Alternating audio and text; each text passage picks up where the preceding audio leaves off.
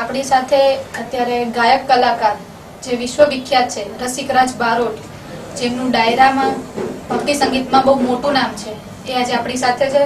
એમનું માય ફિલ્મી દુનિયામાં સ્વાગત કરીએ. રસિકરાજ બારોટજી, જય માતાજી. તમારું માય ફિલ્મી દુનિયામાં ખૂબ ખૂબ સ્વાગત છે. માય ફિલ્મી દુનિયા સાથે તમે જોડાયા, અમને બહુ ખુશી છે. તમે એક બહુ સારા સંગીતકાર છો, બહુ સારા ભક્તિ સંગીતકાર છો, ડાયરા બી તમે બહુ સારા કરો છો. તો તમે કઈ ઉંમરથી તમને આ કરવાની ઈચ્છા થઈ, કે તમને આ લગની લાગી છે, એ જરા જણાવશો? આમ તો આ લાઈનમાં તો ગણીએ તો છેક નાનપણથી જ છે લગની. ભણતો ત્યારથી, કે સ્કૂલની અંદર ભણતો ત્યારે જે પ્રાર્થનાઓ પણ મારે બોલવી પડતી. પ્રાર્થનાઓ બોલાયા પછી સાહેબ એવું કે એકાદું ગીત ગાવ, તો પછી એક બે ગીતો તૈયાર કરેલા અને ગીત ગાવા માંડેલા. પછી તમે આ જે ડાયરાની પ્રેરણા મળી છે, તમે ખૂબ ડાયરા કરેલા છે, તમારા ડાયરા બી સાંભળેલા છે મેં. તો તમને ડાયરાની પ્રેરણા ક્યાંથી મળી છે? ખાસ તો મારા બાપા જે ખરા શિવાભાઈ દાનાભાઈ બારોટ, એમને બધી સંગીતની લાઈન શીખવાડી છે કે આ રીતે ગવાય, આ સૂરમાં ગવાય, ચાર કાળી કોને કહેવાય, પાંચ કાળી કોને કહેવાય, સાત સફેદ કોને કહેવાય, એ બધી જો માહિતી કરી હોય તો મારા બાપા હતા શિવાભાઈ દાનાભાઈ બારોટ, જે 6 રાગ અને 36 રાગણી જાણતા હતા અને પોતે સારંગી વાદક હતા મારા બાપા. ડાયરાની પ્રેરણા જે મારા વડીલ ભાઈ શ્રી મણિરાજ બારોટ એમના તરફથી મળી. એમના ડાયરા પહેલા તો જોવા જ જતો હતો. ડાયરામાં બેસવું, કંઈ ગાવા બેવા કંઈ મળે નહીં, જોઈ રાખવું એમ. તારું મારે કંઈક આવું તો બનવું છે, આવું ગાવું તો પડશે. પાછળ મણિરાજભાઈ કહેશે કે રસિકાઈને થોડું ગા, અથવા લોકો પણ એવું કહેશે કે મણિરાજ બારોટનો ભાઈ છે તો એને ગાતા તો આવડતું જ હશે. એટલે મેં થોડી મારી રીતે મહેનત કરી, થોડા ગીતો ગોખ્યા અને આ રીતે બધું એમનું બધું નિરીક્ષણ કર્યું, કે પછી ગાવાનો મને શોખ જાગ્યો. તમે આ ડાયરો ગુજરાતમાં જ કરો છો કે ગુજરાતની બહાર પણ તમે ડાયરા કરો છો? આપણે ગુજરાતની બહાર પણ જઈ આવ્યા છે. જે હૈદરાબાદની અંદર મેં 2 ડાયરા કરી છે. જે આપણે ગોપાલભાઈ બારોટ, જે સુરેન્દ્રનગર ગાંધી સાહિત્યકાર, એ મને લઈ ગયેલા છે. ખાસ તો ગાવાની જે પ્રેરણા કહેવાય, જે મા બાપ, જે શિવાભાઈ દાનાભાઈ બારોટનું, મારી બાનું નામ છે કેસરબેન શિવાભાઈ બારોટ. કારણ કે પોતે મા પણ ગાયક, એ લગન ગીતો ગાય, બરોબર. એમાંથી પણ અમને પ્રેરણા મળી. અને બીજું કે અમે બંને ભાઈઓ મણિરાજ બારોટ અને રસિકરાજ બારોટ જો ગાયકની દુનિયામાં ગાવામાં ડાયરા બનાવ્યા હોય, ડાયરા શીખ્યા હોઈએ, તો ખાસ તો મોટા ભાઈનો અમને સહકાર બહુ મળે છે. મારા મોટા ભાઈનું નામ છે ભવાનભાઈ બારોટ, એમના તરફથી ખૂબ ખૂબ સહકાર મળે છે. અમારા ઉપર કોઈ દબાણ નથી, કોઈ ભાર વજન નથી મૂક્યું. કારણ કે જ્યારે ઘરમાં કોઈ કામકાજ હોય, ત્યારે પૈસાની લેવડ દેવડ આવે, ત્યારે અમારા મોટા ભાઈ બધું સંભાળી લેતા હતા. અમારા ઉપર કોઈ જાતનું દબાણ કર્યું નથી કે તમે આટલા પૈસા લાવો.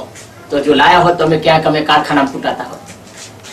એટલે અમને સહકાર આપે છે મોટા ભાઈએ, અને એ રીતે અમને કલાકાર બન્યા છે. અને ખાસ તો લોકોની સેવા અને તમારા જેવાનો આશીર્વાદ, મા જગદંબાના આશીર્વાદથી જ અમે કલાકાર બન્યા છીએ. તમે આ જે ડાયરા કરી રહ્યા છો, તો તમારા સૂરનો લાભ અમને બી થોડો આપો, અમને બી થોડું ગાઈને સંભળાવો. ચોક્કસ. ડાયરાના સૂર સુરાવલી એવી છે કે કોઈ 4 કાળી ગાય, કોઈ 5 કાળી ગાય. જ્યારે અમારો સૂર બંને ભાઈનો એવો સૂર કહેવાય છે કે 5 કાળી સૂર, 5 કાળીનો સૂર હોય.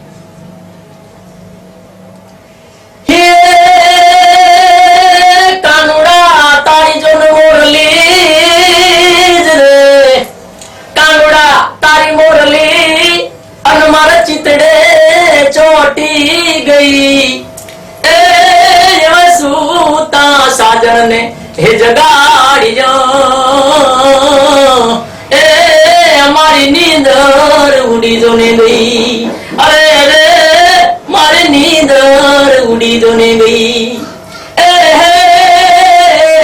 એ મણિયાર આયો ઘરના, એ ઓગણને કોને આયો રે હાડી વાળો મેઘ, અલ્યા હુવે હુવે આયો યો હાડી વાળો મેઘ, અલા હું તો તના વારુલાજી હો માણિયારા, અલા હું તો તના વારુલાજી હો માણિયારા, એ હું તો તના વારુલાજી હો માણિયારા.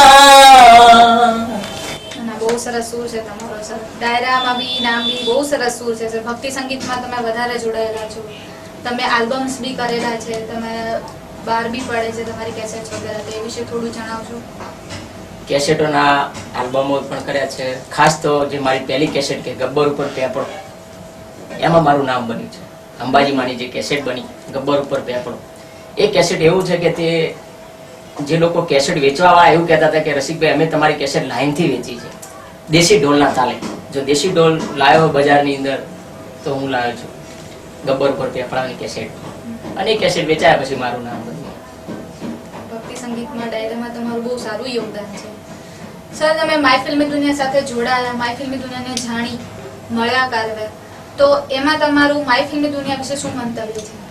મારી ફિલ્મ દુનિયામાં જાણ્યા પછી મને બહુ આનંદ થયો કે જે લોકો મને નથી જાણતા, જે નથી ઓળખતા, એ પણ કારણ કે લોકો જાણતા થશે, અને એ જાણ્યા પછી મને ડાયરા પણ વધારે મળશે, મને ગાવાનો ચાન્સ મળશે, અને લોકો મારા અવાજનો લાભ પણ લઈ શકશે.